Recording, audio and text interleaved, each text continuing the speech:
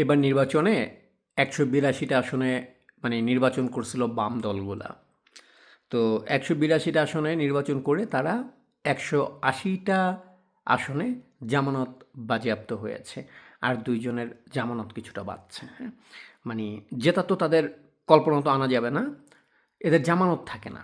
১৮২ জন নির্বাচন করলে তার মধ্যে ১৮০ জনেরই জামানত চলে যায়, হ্যাঁ? এই হচ্ছে গিয়ে পরিস্থিতি বামদের। তো পরিস্থিতিটা এরকম কেন হইলো? ওই যে জুনায়েদ সাকির মতো কিছু আবার আছে যেগুলো হচ্ছে ধানের শীষে নির্বাচন করে পাশ করছে।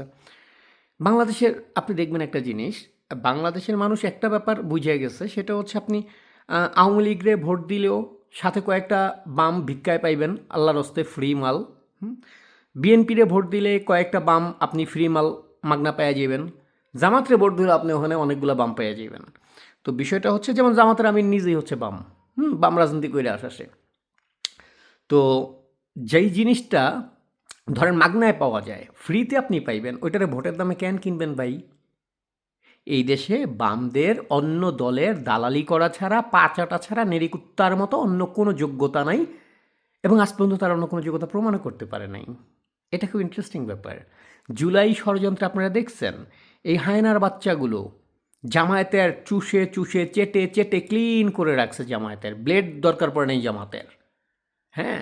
জামাতের সব শেপ কইরা দিছে জিব্বা দিয়া চাইটা।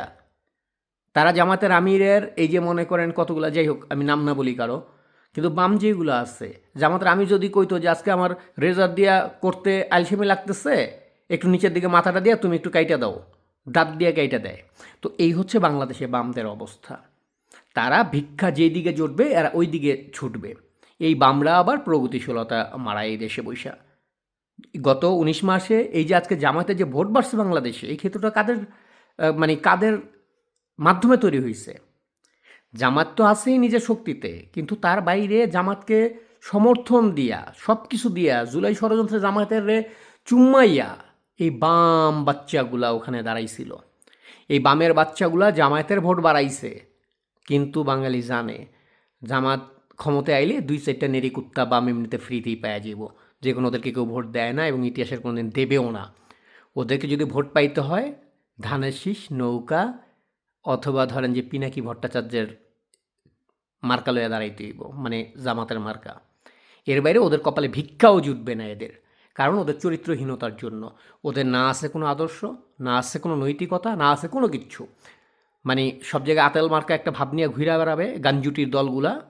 ধরেন সৌরাদ্দি উদ্যানে চিপায় বয়ে গাঞ্জা টানবে সারাদিন, হ্যাঁ? আর বয়ে বয়ে বড় বড় লেকচার মারবে, ড্যাস ক্যাপিটাল মারাবে মাদার ফাকাররা, হ্যাঁ?